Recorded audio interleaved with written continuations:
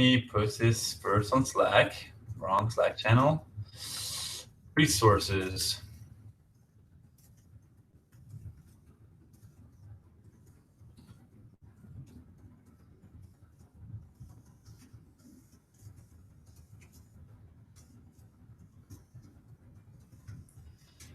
All right, let's do this. So, graphs.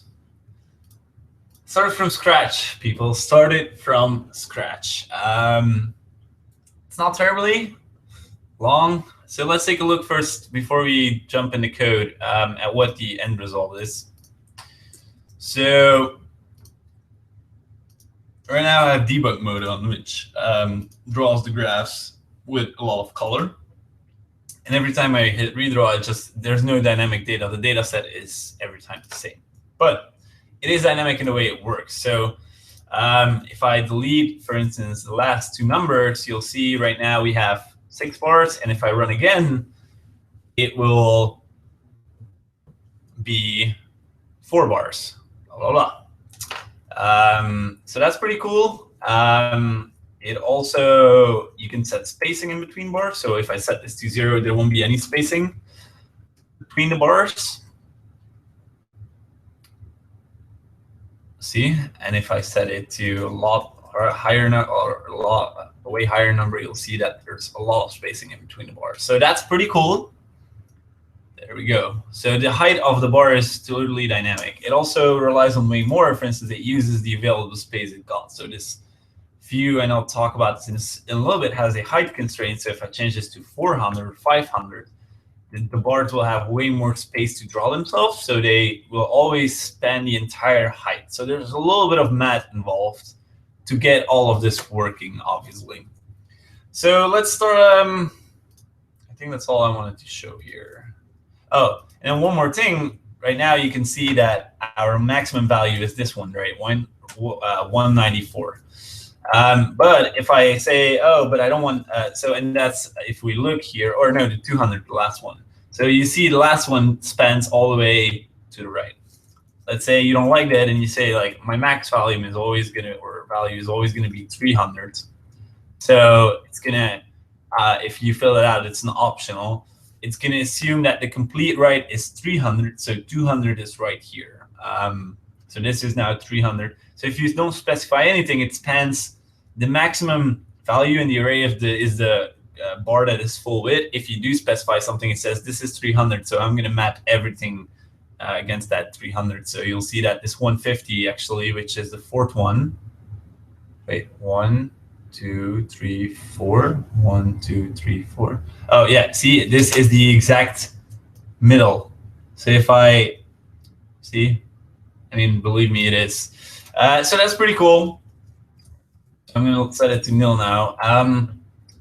Because the reason why I want to do that is we'll talk about it. We'll talk about it. Let's take a look at our storyboard first. I'm going to leave some data here. Journalistic 2. Let's get rid of this, like 100 and 200 here. This is our graph right now. There we go. So that's what we're working at. You see that now it's bouncing as Facebook pops. So our view controller is super simple. And this is honestly the only thing it should be doing. Oh, and there's a function. I modeled my API a little bit similar to the table view. So there's a reload data on the graph function I created. And that happens in view did appear. We'll go into why we do this here and not here and anything. These are delegates. We're going to go through all of that. But our view controller's only responsibility is feeding data to our graph and that button. So it's very limited. Let's take a look at the storyboard. The storyboard is super easy. So if we look here, there's nothing going on. There's a UI view. So this is just a UI view I dragged out like this. I gave it a background color here. Did something like this. And the only thing I had to do, well, I set constraints, of course, but then the only thing I had to do is this is of class graph view. So just like we created custom view controllers, custom buttons already, this is the same thing. So I created a new Swift class, which is of type UI view, and I called it graph view. It's the only thing it needs to be working almost when it comes to the storyboard. So the storyboard is super easy too. There's the graph view and there's the button. So as you probably can imagine, everything, all the like real stuff is happening in this graph view. So I'm gonna start by doing this. So 169 lines of code, not the most terrible thing ever. I created a flag here, debug true and false. If I set this to false, the crazy colors are going to go away. So but I'm going to keep it on for the demonstration purposes. But you'll see that it just has the same. I just picked the background color of my text editor, but it deletes the blue and it just draws all the bars in the same color. So I'm going to keep it to true. So let's start by going down this thing. You'll see a lot of privates on functions and variables. The only thing that private does is it makes it not accessible to the outside world. So you'll see here that debug is private, for instance. I cannot, in my view controller, go graph.debug. See, it's not a thing, equals false. I can't override that. And the reason, I mean, this is pure, like, fucking over, like, good code, but a view controller shouldn't be shouldn't know or have access to any of these methods that it shouldn't care about. The only method it has access to is reload data. And the data passing happens through delegate. So the only public ones is that delegate, and a flag here is initialize and reload data. So that's the only thing the view controller should care about. So let's take a look. First thing we do, so this graph view has a delegate variable, which is just a protocol. We created a graph delegate, and I go over that in a bit. And so in the view controller on v.load, we say graph.delegate equals self. And the delegate, it works like the table view delegate almost. There's 4 functions on it. Number of bars in graph view, which is how many bars you want me to draw. The reason why it's passing this graph view, I'm not doing anything with it, but just like UI table view does it, remember, let's take a look. UI table view. Data. Let's look at the data source. So where are we? See, they always pass the table view itself. The reason why I'm not using it right now is, let's say you have 2 graphs on your page. You could do something like this. If graph view equals graph, which is the one on top here, right? Return data.count. Else, and let's say we have another array, return data 2.count or something. You know what I mean? So that's why this is really useful. Although I'm not using it right now, it's built in a way that you could have multiple graph views on one page, and it's easy to feed data into 2 of them. All right, so this you can basically ignore. It's just passing which graph view is requesting this information. It's just asking how many bars do you want me to draw. Well, it's pretty easy. Whatever the amount is here in data. So if there's 6 numbers in data, then I want you to draw 6 bars. So that's a pretty easy one. Then just like self for a row at index, or number of sections, number of rows in section, I do something similar. Well, it's not comparable, but a little bit. Value for bar at index for graph view. So it's asking you at this index, what is my value? So I'm just passing 192, 188, 194, 150, 110, 90. So it's going to call this function for each bar it draws, every time it draws it. It's going to come to the view controller. It's going to ask, what is the value for this bar you want to draw? And this one is pretty obvious to it. It's asking you how much spacing do you want in between your bars. So if I set this to 2, well, it's 2 points. If I set this to 0, it doesn't draw or it doesn't apply any spacing. So those are all pretty easy. And then this is maybe the strange one, but like I said, you can set a maximum value for your graph view. And so let's take a look. I also built in some protection. So the maximum value is now 194, right? So if we run our code, the 3rd bar should be the one that is full width. Yep. So the 3rd one is full width. So like I said, you can say, well, I want my graph to map on a scale of 300. So 194 is definitely lower than that. So it's the complete right edge is now here, over here is now 300, so to say. And this is however much percent 194 divided by 300, right? So this bar is 160 is 64% of the width it has available. But I built in some protection. Let's say you want to do something stupid like saying 30. It checks if that value that you're specifying here is not lower than the max value. So anything between lower than 194 here, so 193 and stuff, it's going to be ignored, or 100. The moment you go over 194 is the moment where it will pick it up and say, okay, I can deal with this. I'll map it to the correct value. So we talked about this a little bit. We did it in one application ourselves. Remember, I think it was with the airports that the add modal used the delegate to see if we already added an airport with that key. But this is basically the same thing as table views are doing, right? They are using a delegate not to let you know something happened, but to request information from you. So I just implemented the same thing. So if you look at the graph view, the protocol or the delegate is just a protocol still, and it's asking or it's specifying all these things. And we have a var delegate here, which is of type graph delegate. So that makes sense, I guess, right? This is nothing crazy.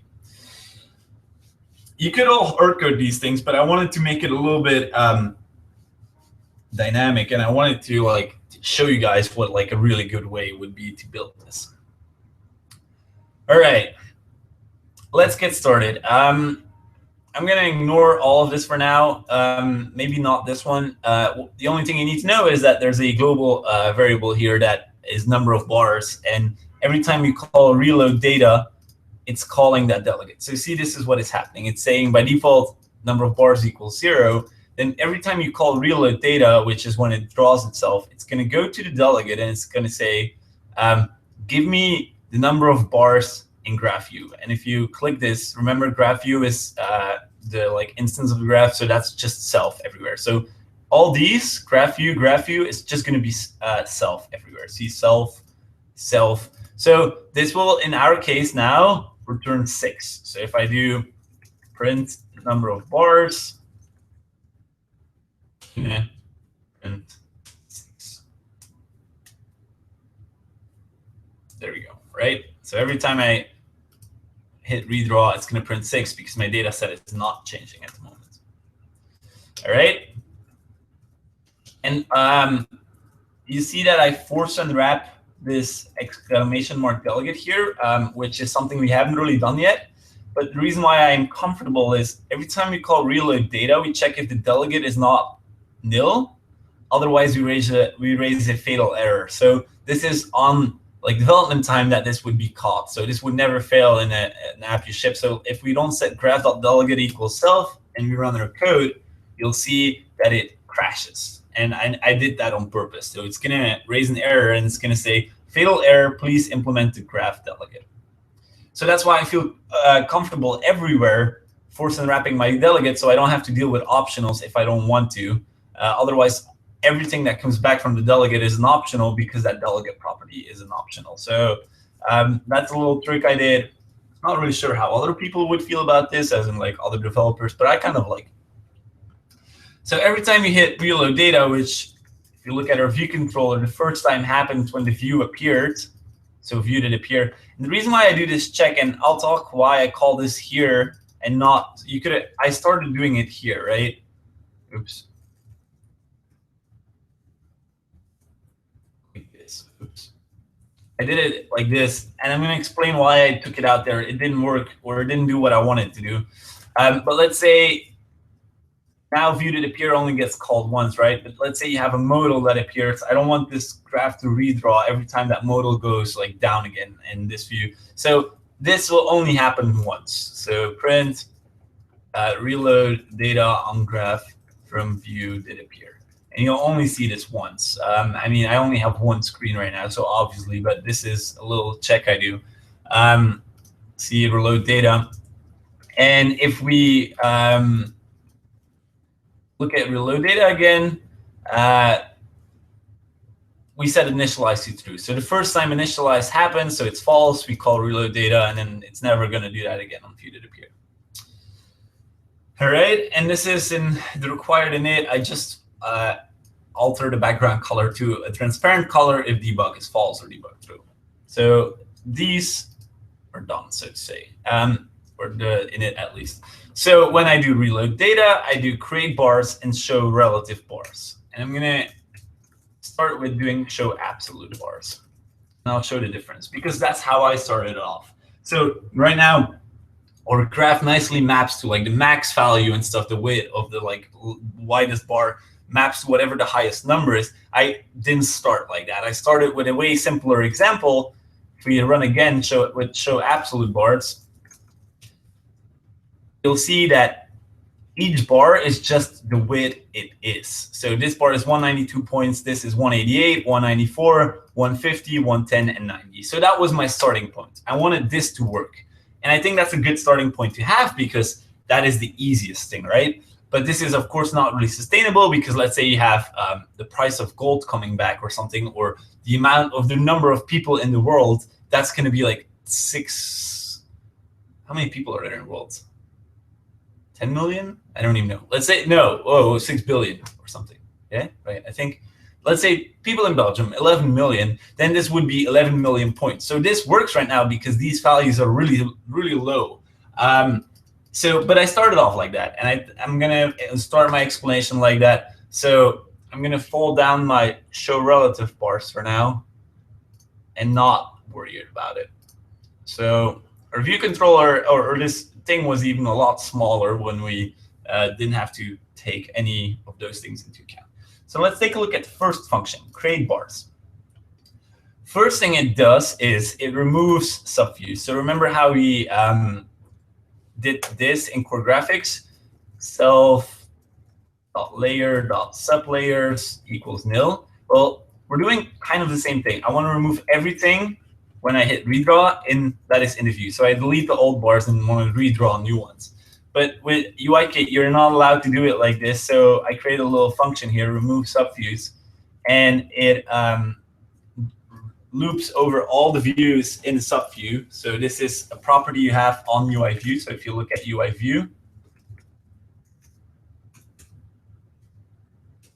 there we go. So each view comes with an array, with a property called subviews, which is an array of views. So I just loop over it for view in, and if this makes more sense, I like to honestly type it like that, but I didn't do it on purpose now, in self.subview. So this is not a property I keep track of by any kind of means. It's just something that by default comes with UIKit. So I'm just saying for view and subviews, remove from super view. So every time I hit reload data, it's deleting the old bars by looping over them and deleting them from their super view, which is my graph in itself, right? So that's the first thing I do in create bars. I also keep track of 2 arrays, one with all the bars. And so, yeah, you could, instead of doing for view in subviews, you could also do for view in bars. It doesn't really matter. I think they should work too. But I'm keeping track of an array of, there we go, of an array of all the bars, which is just all, again, UI views. And we're going to talk about the width constraints too. But so every time reload data happens, the create bars function removes all the elements from those 2 arrays, right? So those arrays always just hold 6 things. It doesn't keep appending to them because that wouldn't work. All right, then some math. I get the space in between the number of bars, right? So I'm using my delegate again, and I'm doing a couple of things here.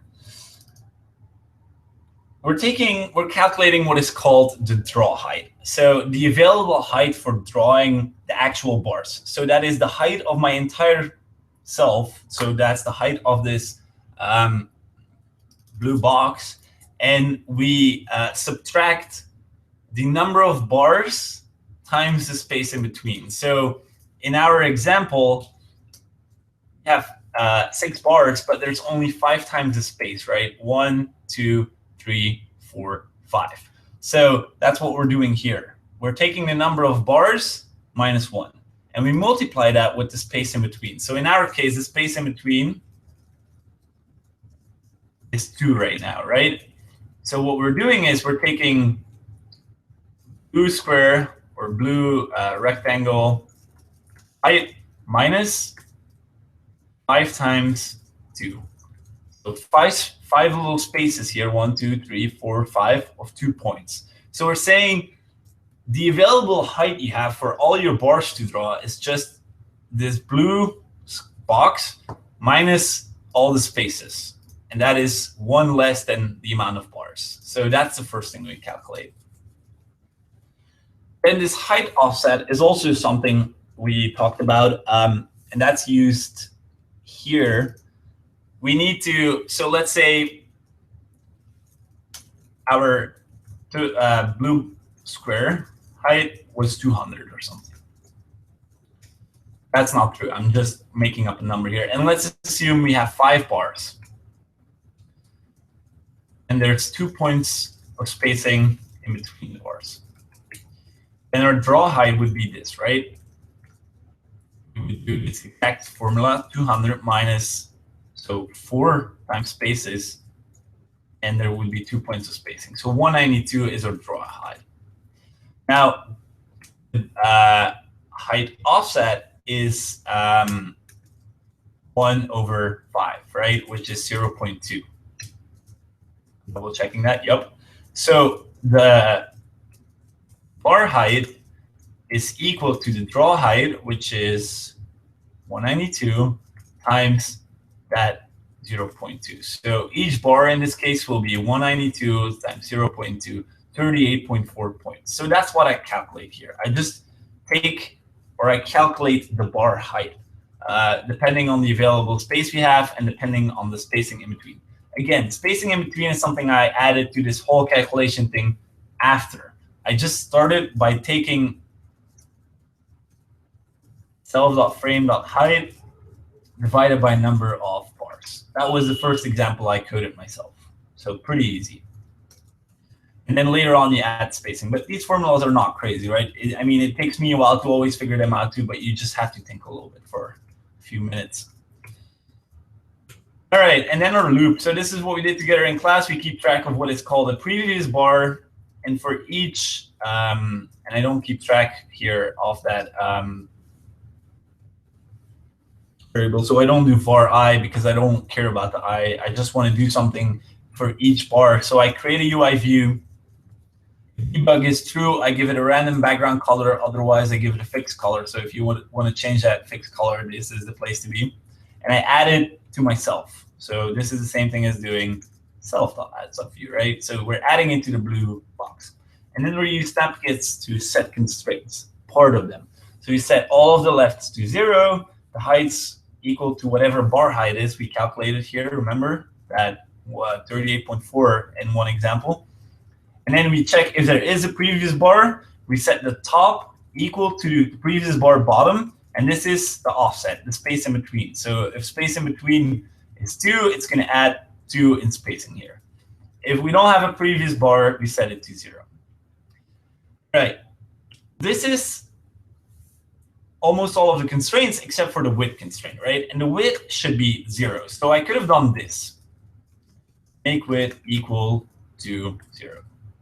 That would have worked, at least initially. But Facebook Pop really likes normal and its layout constraints to animate the width of something. So I did most of the constraints with Snapkit, but then the width constraint I actually do with the normal layout constraint. So I said bar.width is equal to nothing's width multiplied by 1 constant 0. So basically 0. And I just do add constraint, which is a, remember, a UI view has an add constraint. So this is the same thing as doing self.add constraint, that width constraint we just created. And I store it in an array. The last thing I do is just set the previous bar to the bar I just created and append the bar to my array of bars.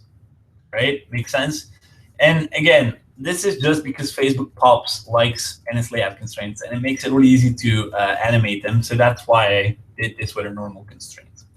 Generally, when you want to animate a constraint, an NS layout constraint is the best thing ever. You don't want to have Snapkit or anything like that. Snapkit is still nice because you can do all this logic in only a few lines of code.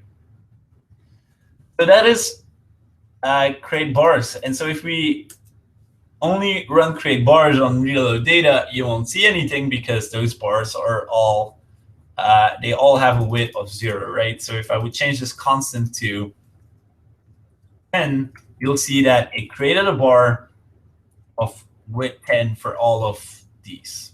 See, all of them are here right now. But I set them to be 0 because I want to do the actual animation and showing them in a different function. So let's start it with show absolute bars, which is the easy version. Just draws the absolute width for each bar. Actually pretty straightforward. If we look, the only thing it does is just like we did with the opacity, so to say. So we keep track of a delay variable that we increase at the end of the loop. And we say for index in constraint, so we go over an array of width constraints. In width constraints, enumerate, and remember that enumerate gives me access to this index too. So we're saying for each width constraint, do something. First thing we do is get the width for the current bar. And I'm going to prove that to you by just printing this value for index. So let's take a look. That should be the exact number that our array holds in our view controller. So see 192, 188, 194, 150, 110, 90. So this function just returns for each bar the right width. Okay. So I'm going to undo my print here. So this gives you that value. And then we create a pop spring animation, and the property for what is it called? For the property you want to animate is kpop layout constraint constant. So you can only change the constant, which is good enough for us. So we just do width.toValue equals that value for index. So 192, 188, 194. We give it some spring speed, some spring bounciness. We give it a begin time with a delay, and you add the animation pop add animation to the actual constraint. That animates all of them in place. Yeah, I commented it, so there we go. It takes all of those width constraints and updates them to that absolute value we get from our array. All right. Pretty cool, right? But then again, like I said, let's say we have one value here that is 9,000 points, or 9,000. Problem is that 9,000 is way off screen, right? Actually, is it? This is also responsive. Pretty cool. Pretty cool.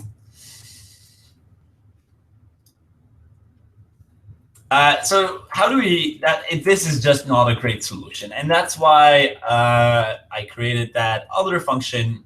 So this is show absolute bars, but I don't want to show absolute widths. It's just not going to work for me. I want to have something superior, something that is scalable.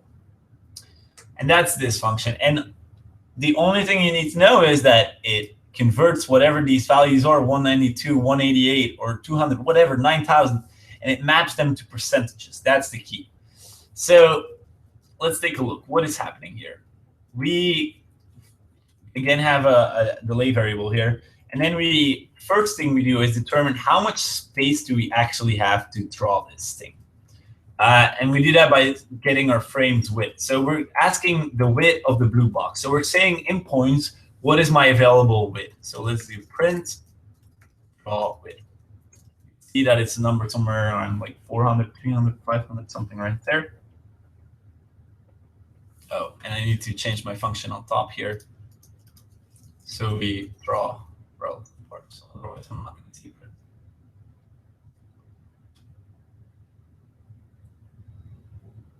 So 374 points. So we're saying, OK, that's something I can work with. And the next thing we're saying is, what is the maximum value that you want to display on your graph? And by default, it's the maximum value of the data set, right? If we pass in a nil here in maximum value for graph view, it's going to look over the array and it's going to say, check 194 is the maximum value. So whatever you want to be the complete right is 194. The other hand, and that's the check I do, is if I pass in a value, the maximum value is 300, for instance, and not 194 anymore. So right now, this is 300 here on the right. And again, oh, my mouse is almost dead. Let's hope it makes it. If our value is lower than whatever the maximum value is, it will jump back to 194. So it's going to say, this is bullshit. I can't work with this. Let's make this 194 again. Run.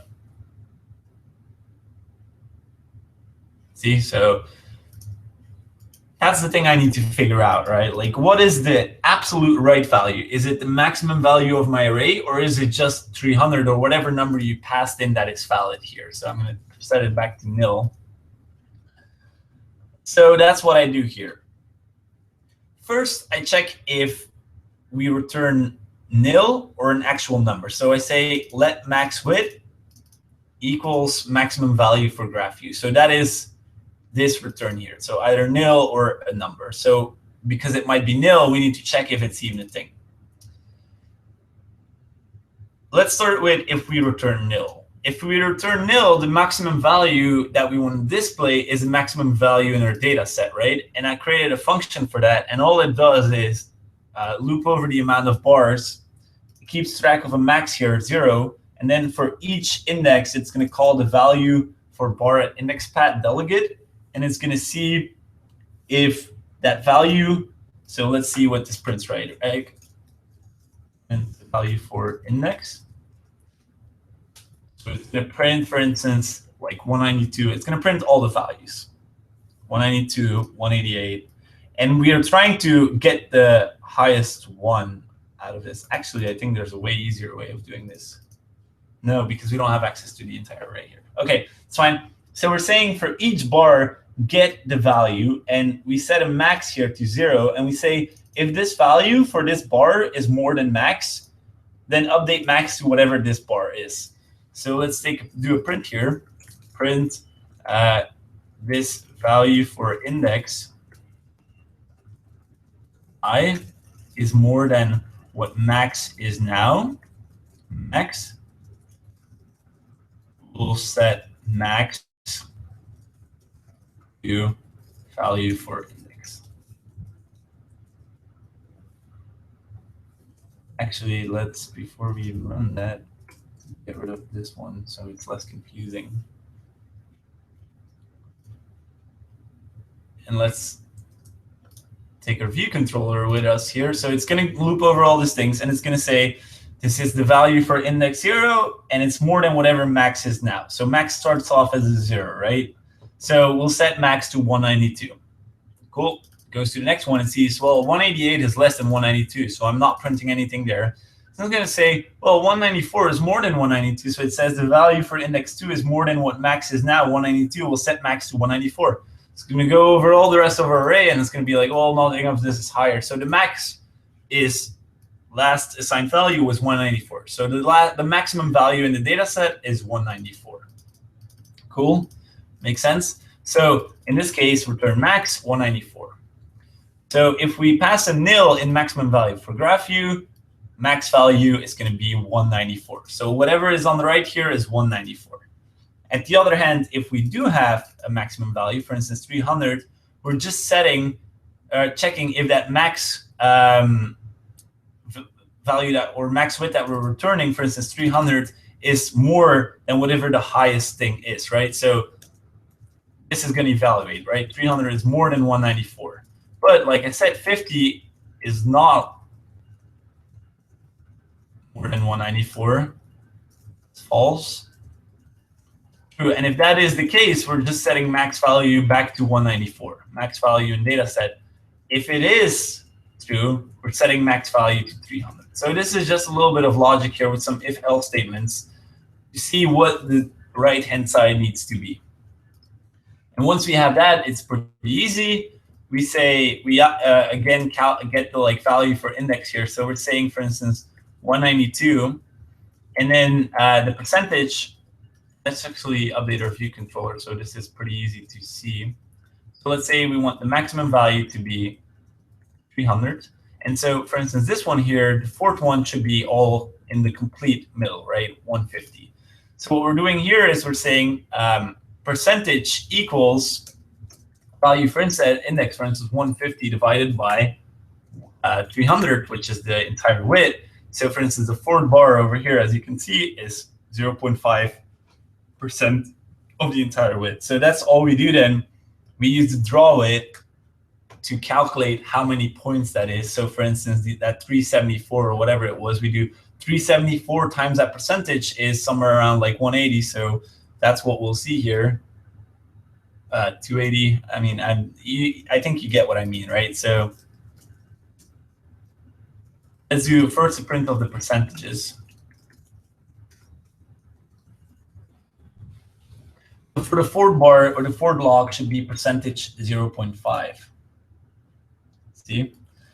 And if we do not specify anything here, a nil, you'll see that at least one of them will be very, very close to 1, right? Because the complete right side bar, see, the third one is the highest one, is a 1.